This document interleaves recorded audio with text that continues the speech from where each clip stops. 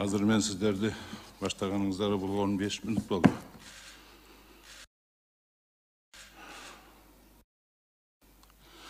Beş minuttun içinde жокко чыгарып койдуңарбы менин сунушумду? Biz голоско кое элекпиз, байке. Тутамадович. Biz жаңы эле баштадык азыр. Сиздин сунушуңузду окуп бердим. Эки сунуш түшкөн. Эки сунуш тең окудук. Бүгүнкү кайра кайтып келген боюнча суроо жооптор жок, регламент боюнча муну сунуш менен гана депутаттардын көпчүлүгүн чечебиз. Жанагы Алимбеков сунуш кылганды ошолордун өткөрөйүн деп атасыңарбы? Эмнени? Я что-то не понял. Биз өзүбүздүн комитеттин решениясын четке карып койдукпу? Биринчи решениябызды. Кайтып келдик да. Экинчи жолдан кайра кайтарбадык беле. Азыр эки сунуш, сиздин сунушуңуз мына кагаз түрүндө бар. Козоевдин сунушу бар. Азыр эки сунушту гана мен тиги голоско коем, добушка. Сунушка ол добушка коердун алдынан жакшылап обсуждение кылалы. Азыр кайсы теманы обсуждать этип атабыз? Биринчи теманы. Асылдуулугу төмөн. 309 жок бул жерде. Жана кодекске киргизген өзгөртүүлөрдү ошону малопродуктивный жер боюнча, жайыттардын мыйзамы боюнча. Жайыттардын мыйзамы боюнча. Да. Бактарак тийгөө берет деп. Мы уже столько раз это обсуждали. Өткөндө четке кактык эле. Менин жана сессияда жоктугумду пайдаланып туруп, кайра кайтарып берипсиңер. Вот. Анан кийин бул жерде Алимбековдун эмесин уктум. Комитетте. Эмне бир депутаттын артынан эле ошондой кылат. Жок, кечеси жыйында көрдүңөр. Настоящий эл ошол жерде болду. Силердин баягы, силердин эмес, конечно. Дежурный фермерлер, дежурный ассоциациялар, алар деле эмес. Алар могуга кызыктар, көпөстөр ушул измененияларга. А настоящий элди кече өзүңүз көрдүңүз пятница күнү. Мына катышкандар бардыгы көрдү. Баары каршы. Эмне үчүн биз бардыгын упорно ошону проталкивать этип атабыз? Мага түшүнүксүз. Баардыгыңар түшүнүп турасыңар, что жакшы эмес экенин. Анан кийин жанагы эмеге жайыттар законуна жанагы малопродуктивный деген понятияны киргизиш, бул конституцияга жазылган жайыттар менен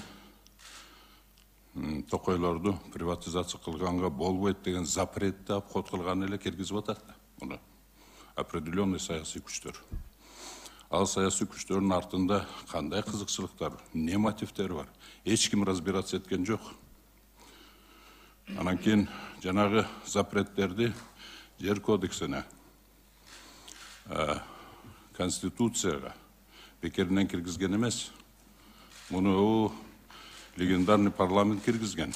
Ал жерде мен деген эң атактуу кишилер отурган ал жерде. Алар жинди болгон эмес. Ошо окшон көпөстөрдөн Кыргыздын мүлкүнү, Кыргызстан жерини сактап калыш үчүн ошолорду киргизген. Это механизм безопасности, обеспечения нашего суверенитета. Это механизм защиты биздин коопсуздугубуздун, улуттук коопсуздугубуздун механизми бул. Азыр бул кандайдыр бир күчтөр ошол механизмди сындырганга аракет кылып ататтар. Неужели это непонятно? Эмнеге упорно ушуну өткөргөнү жатабыз? Эмнеге? Азыр деле мен түшүнүп турам, ушуну өткөрөбүз деп атасыңар. Ушуну өткөрөбүз деп атасың. Мен только түшүнбөйм, эмнен ошончо элди угуп, кантип эме кыласыңар? Өткөндө сиз өзүңүз айттык. Биз аны четке кактык деп айттыңыз. Ошол жерде элге. Айтканыңыз жок да берге келип туруп, кайрадан карайбыз, аны кайтарылып келди деп айтпадыңыз да ошол жерде. Четке кактык деп жалган эмердин дополнительный бербедиңиз да толугу менен бербедиңиз информацияны. Мен ошол жерден чыкканым жок сизди уят кылбайын деп. Эмнеге мынтип атабыз? Эмне кызыкчылык бар? Кимдин кызыкчылыгы берди? Мен өткөндө деле айттым, берде, конечно, может, мен планканы чересчур жогору коюп койгондурмун, жана глобальный системадан бияка келип атат деп. Көбү түшүнбөй калгандыр, возможно. Но бул азыр бул кылып аткан ишибиз мына жайыттарга непродуктивный деген түшүнүктү киргизип, анан кийин жанагы кодекске дагы ошондой эле түшүнүктү киргизип, 309 силер айтып атасыңар байланыш. Бардыңар түшүнүп турасыңар, что 309 менен түздөн түз байланыш экен бул эмелерди. Түздөн түз байланыш экен. 309 незаконный экенин да бардыңар түшүнүп турасыңар. Ошол жерде жанагы бывший министр ким эле? Тилек фамилиясы эсиме чыгып турат. Ошол жерде айтты го. Biz уже Генпрокуратурага бердик. Мондай статья менен иш козгосун 309-ду түртүп аткан адамдарга деп. Неужели непонятно? Ошолдордон кийин дагы силер ушуну кылып атасыңар. Бардыгы бир пакет бул. Муну мен сразу эле айтып коеюн, дагы бир жолу айтып коеюн.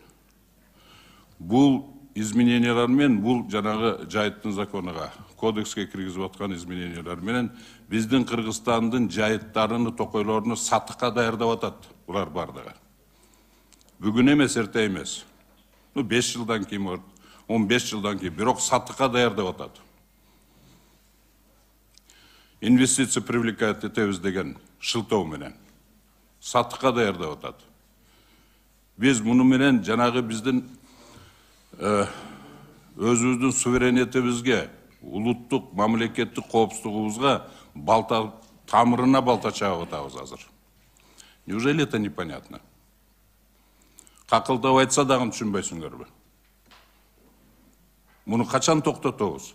Берге эмне келдик берге? Бул азыр бул кылып аткан ишибиз чынын айтсам чыккынчылык менен чектелип турат. Чыккынчылыкка жакын болуп турат. Эгер ушул измененияларды колдоп бере турган болсок, чыккынчы болуп чыгарабыз элдин көзүндө. Эмнеге мындай кылып атабыз? Ким бизди түртүп атат? И самое главное, муну президенттин атынан түртүп атасыз. Жанагы күчтөр. Президенттин атынан, президентти подставлять этип атат. Бүгүнкү күндө ошондуктан эл ойлоп атат, значит, бул артында президент кызыктарды в конечном итоге президентти жаман көргүзүп ататтар. Айланайындар. Азыр маус Украина болуп аткан согуштун аркасынан азыр бүт мигранттар кайтып келип атат бияка. Потому что там бесполезно стало.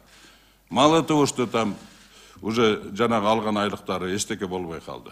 Еще армияга алып кетип ататтар алдар, зордоп. Ошондуктан барды качып атат. Жакында 70% кайтып келет, вакыттуу болсо дагы. А биздин экономический состояниябыз кандай болуп атат? Аны эске албайсыңарбы? Биз и так социальная напряженность политическая в стране. Вы же еще больше напрягаете. И самое главное, президентке бүт барды жамандыкты көргөзүп атпайсыңар, ошого подставлять этип президентти. Эмнени көздөп атасыңар? Төңкөрүш болсун бу дагы бир. Ел дагы толкунданып чыксынбы? Айтпадыбы кече эле эл? Бардык айтты. Силер көзүңөрдү ачкыла, толкундатып элди көп ойнобогула элдин кыжыры менен деп. Эмнеге мындай кыласыңар? Ошону жакшылап эме кылыңыздар. Азыр, конечно, анандай деп нары бери айлантып бар турду демагогияны ганаят этип туруп өткөргөнгө аракет кыласыңар. Возможно, өткөрүп коесуңар. Но бирок эл көрсүн ким экенин.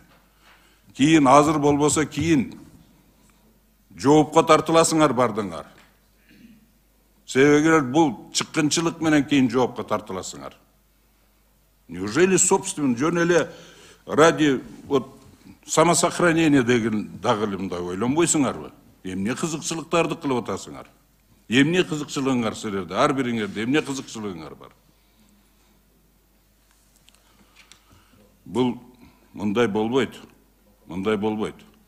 Азыр мен Алимбековдун вообще мен түшүнбөй атам мунун позициясыны. Түшүнбөй атам бул биздин депутаттын.